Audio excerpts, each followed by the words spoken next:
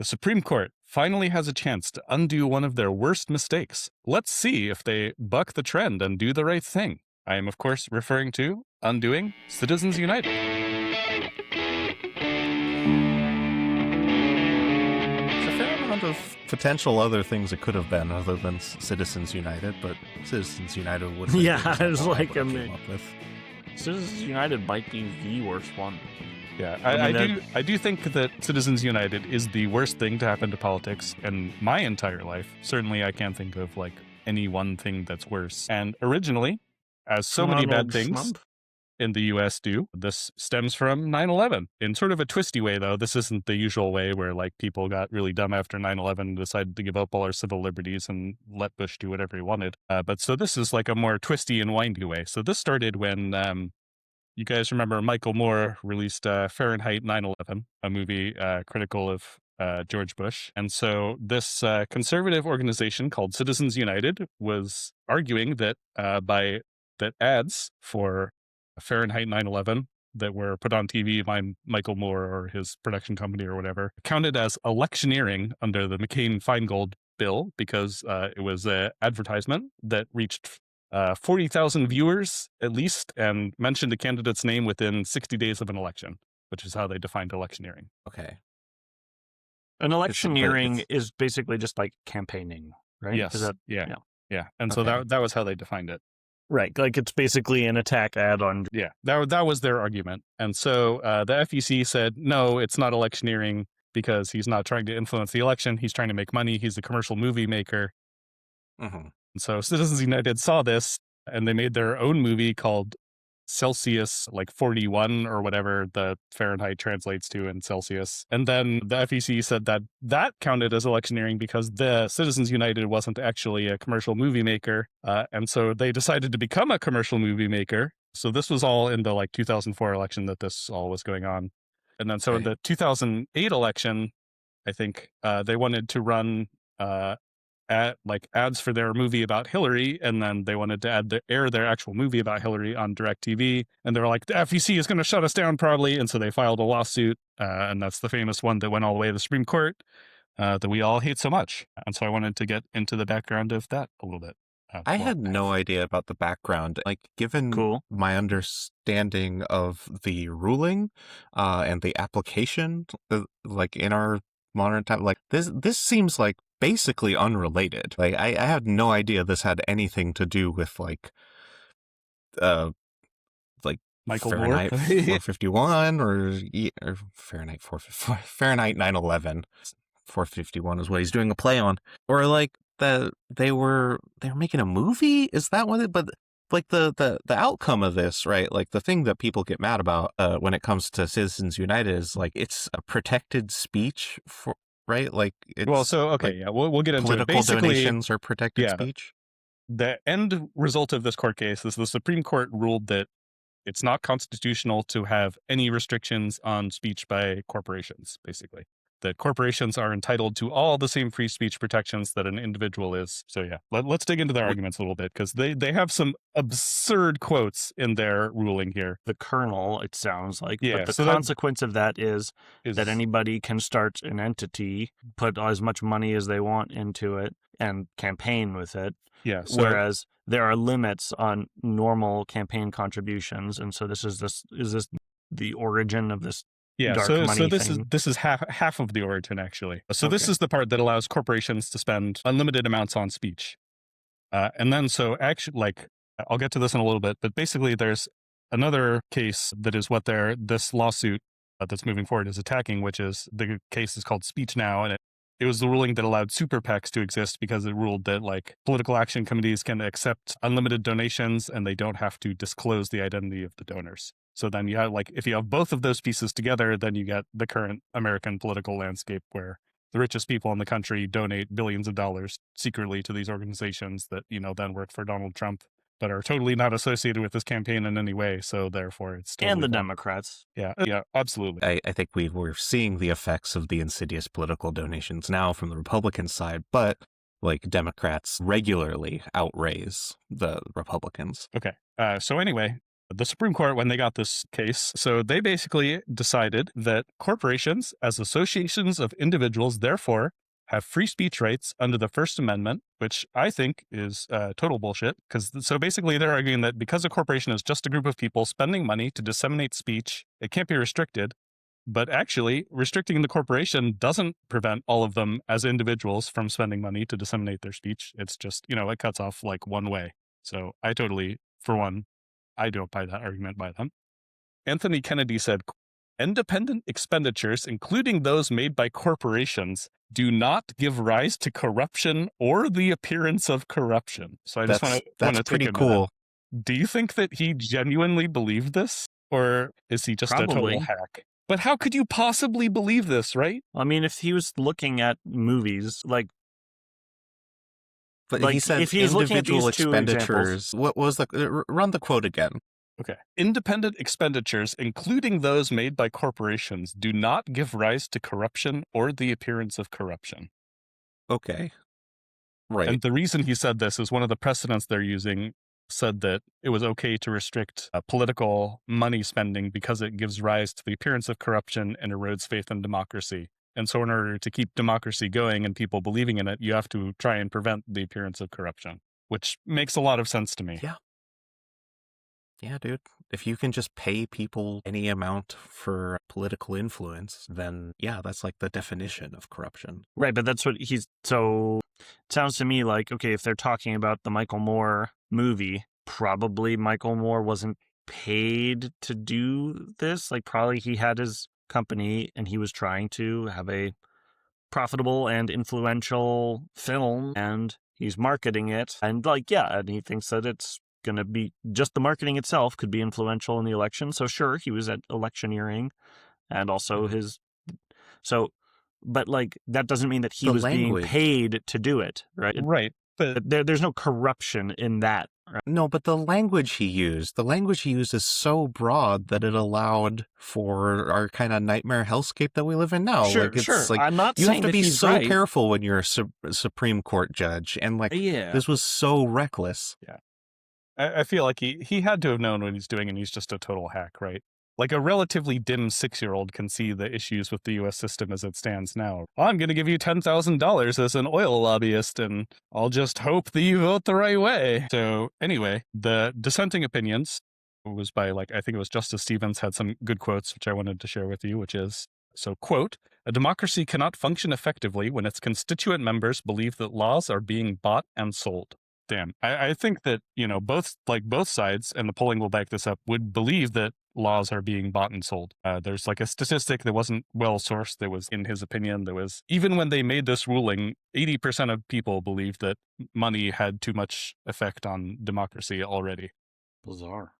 And then the other quote is, to deny Congress the power to safeguard against the improper use of money to influence the result of an election is to deny to the nation, in a vital particular, the power of self-protection. I mean, for context, America and all governments everywhere have been plagued with corruption scandals for its entire existence. But this was just legalizing it. Basically creating a legal framework where you didn't have to hide, corrupt donations. And then let me give you my second favorite quote this is from the majority opinion in favor of corporations should be able to spend as much as they want. So this is John Roberts writing a separate opinion to explain why they had to overturn precedent in this particular case. And he says, quote, First Amendment rights could be confined to individuals, subverting the vibrant public discourse that is at the foundation of our democracy. That's right. Only humans would be able to talk and have opinions in our democracy instead of corporations, dude. Yeah, Can you imagine the horror of that? I mean, corporations probably includes things like nonprofits, Unions, churches, unions, right? So lots of politically active thing, entities, any legal entity that works together to advocate for anything, right? So it's not I don't know, the ACLU, right? Or whatever it is.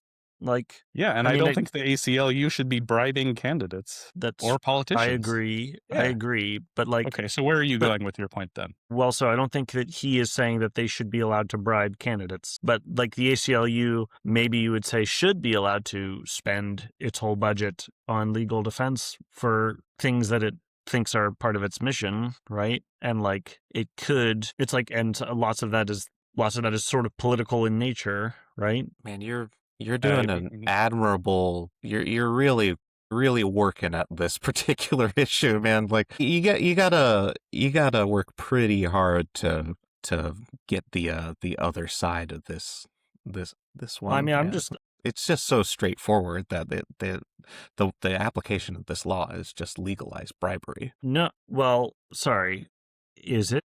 Yes. legalized political. Yeah, so that's a contributions. good segue into. So the way they're challenging it is there's a lawsuit moving its way up the court system in Maine, where basically they're challenging this corruption, that it doesn't foster corruption, and then so the Supreme Court can be like, okay, yes, I guess it does foster corruption, and overturn it. And they're citing a few precedents. So Bob Menendez and Larry Householder are two politicians who got convicted of bribery, quid pro quo bribery. It's pretty uncommon, right? Like that a successful quid pro quo, meaning that they exchanged political favor for some. So basically, they're working their way up the court system, and we'll see what happens. Because Sorry, but okay, but what about these guys? both of these guys were convicted of bribery. So that disproves the original leg that they built this on, which is that it doesn't present even the appearance of corruption, right? Sorry, and but- here, clearly it does present more than the appearance of corruption. It results in actual corruption. Okay, that's a little more clear. Let's see. Okay, spending money on behalf of a politician, specifically Basically, campaigning on like- behalf of the politician. Performing political speech, however that manifests, right? Electioneering, it can be working on behalf of a candidate, right? Okay. But they have this cutout where they're not working directly with the candidate because they're not part of his legally registered campaign. So then they're allowed to do whatever they want because they're just private individuals exercising their right to free speech. The private individual just happens to be, Apple Incorporated, and they're spending $15 billion. Okay, and so then the favor that the corrupting corporations are performing for the politician is performing political speech on their behalf, basically. Basically Campaigning getting them for them. elected, right? Yeah. Okay, so basically, I was basing a lot of this off this article by Jacobin Magazine. And so what they say is, the vulnerability is what proponents of Maine ballot initiative are now honing on in court. In their briefs, they point to various examples in which high-profile politicians, such as Democratic Senator Bob Menendez and Republican Ohio House Speaker Larry Householder, have been prosecuted for quid pro quo schemes directly involving super PACs. And we'll leave it as an exercise to the viewer to determine if that statement is true enough for them to accept it. Yeah, so what do you guys think? Is the Supreme Court going to do the right thing here and, turn this bitch around? Or are they going to, be the usual Trump Supreme Court and make things worse? It is a Democratic politician that they would potentially be signing the official sort of like, no, you definitely have to go to jail. But yeah, I Is think he if appealing? like Is he appealing? Menendez, like Right. is he? Like, is this a sentence that's getting appealed, or like, why is this going to the Supreme Court? So Maine passed a ballot initiative trying to restrict PAC spending or political spending. And so now it's working its way. Is this legal or not with Citizens United? It's working its way up the court system. I mean, I feel like they have a legal point if the whole thing is based on, does this cause corruption or the appearance of corruption? Certainly it causes the appearance of corruption, and like a casual conversation with any American will tell you that. I mean, Citizens United itself is practically a synonym for corruption at this point. And the other thing that's one quick note I wanted to make is, so this all happened during the Obama administration, and when that case came down, the Speech Now versus FEC, which removed the limits on contributions to super PACs. The Obama administration could have challenged it and pushed that to the Supreme Court also, but they chose not to. Eric Holder, the Attorney General at the time, said Speech Now affects only a limited subset of the circumstances and insisted the decision will affect only a small subset of federally regulated contributions. which turned out to not be true. In the last election, super PACs spent more money to buy federal elections than all candidate campaigns combined. 1 in every $5 flowing through a super PAC came from organizations that do not disclose their donors. More than $2 billion of independent spending that was dark money, meaning the public cannot see who is buying this influence. Yeah, I mean, it would be foolish to rely on a candidate like Obama to tamp down on one of his main lifelines for the reason he got into office, the super PAC spending. He raised a hearty and healthy amount of super PAC donations, or not donations, but Yeah, and the way I kind of view whatever. this is like, gas warfare on the World War I, right? Once the other side starts doing it, you have to do it to keep up, or maybe gerrymandering would be a better example. Which is like why it's so important to have these ballot initiative kind of thing, because it's like clearly not in the interest of the electorate to have unlimited campaign financing from corporations. It benefits a very narrow subset of the electorate. And I think this is a thing like a lot of Trump voters also hate about the elections, is that they're so Yeah. bought and paid for. Like, we could all unite and just agree not to vote for politicians that are for this shit. That It is arguably Sorry, we a could bigger all unite problem. and agree. Yeah, What? right. I know it How? sounds like a Through what fantasy. system? Like we You can can do that through imagine a elections. fantasy where like everyone, like we all get our politicians to do shit we all agree on, and only after that's done do we start worrying about other shit, Yeah, But I know it's alas. arguably a bigger problem for Republicans because Democrats tend to outraise Republicans. So, And is like, that- is I that mean, really the they case? should be. Yeah. I feel like maybe it was starting with Obama, but like right now, I mean, No, Republicans have Kamala raised more. like actually raised Yeah, way more Kamala than Trump. crushed Trump on funding. Of course, she didn't spend the money well, obviously, but You don't know what her Too other busy, choices were. Campaigning okay, with, Speaking of which, why I don't know why her Cheney. choices are? Because the Democrats refused to release the autopsy report that they wrote about what went wrong in the election. Holy fuck, dude! Release that shit. Oh God, Release I hate the files. the Democrats are so stupid, dude. Why do they always have to be so stupid?